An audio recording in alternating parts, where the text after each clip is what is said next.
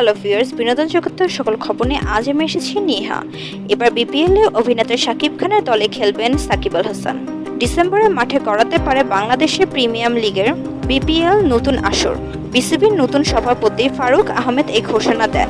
প্রতিবারের মতো এবারও বিপিএল-এর দলে মালিকানা আসছে পরিবর্তন। যে তালিকায় এবার যোগ হতে যাচ্ছে রিমার্ক হার্লেন নামের একটি প্রতিষ্ঠান, যেটির মালিকানা রয়েছেন চিত্রনায়ক শাকিব খান আর শুভেচ্ছাপত্র ক্রিকেটার সাকিব আল হাসান। তাই স্বাভাবিকভাবে প্রশ্ন উঠেছে, সাকিবের দলে দেখা যাবে সাকিবকে? বিষয়টি এখনো নিশ্চিত জানা না গেলেও এরই মধ্যে দল গোছাতে ব্যস্ত শাকিব খানের প্রসাধনিক হোম কেয়ার প্রতিষ্ঠান রিমার্ক হার্লেন। জানা গেছে বাংলাদেশের ফ্র্যাঞ্চাইজি নিতে আগ্রহী তারা। এরই মধ্যে বিসিসি কার্যালয়ের সভাপতি ফারুক আহমেদের সঙ্গে অনুষ্ঠিত হয়েছে রিমার্ক হার্লেনের কর্তৃপক্ষের আলোচনা পূর্ব। বিষয়টি নিশ্চিত করে প্রতিষ্ঠানটির নির্বাহিত পরিচালক চিত্রনায়ক ইমন। গণমাধ্যমে তিনি বললেন, আমাদের দলে কারা কারা অন্তর্ভুক্ত হবে তা এই মুহূর্তে বলতে পারছি না। যদি আমরা দলটি পেয়ে যাই তাহলে আমি কিছুটা বলতে পারবো।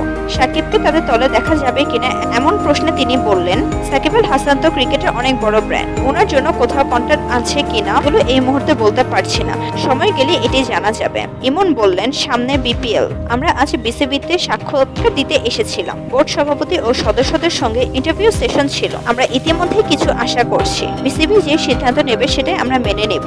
অনেক নিয়ম কানুন রয়েছে, সেগুলো সম্পর্কে জেনেছি আমরা। আমাদের মোটিভ কি, কেন এসেছি ক্রিকেটের সব বিস্তারিত জানিয়েছে। দল পাওয়ার ব্যাপারে আমরা আশাবাদী। আমরা অপেক্ষা করছি বিসিবি সিদ্ধান্তের ওপর। তারা সিদ্ধান্ত নেবে আমরা সেভাবেই আগাবো। আমার ভিডিওটি ভালো লাগলে আপনারা অবশ্যই সাবস্ক্রাইব করবেন।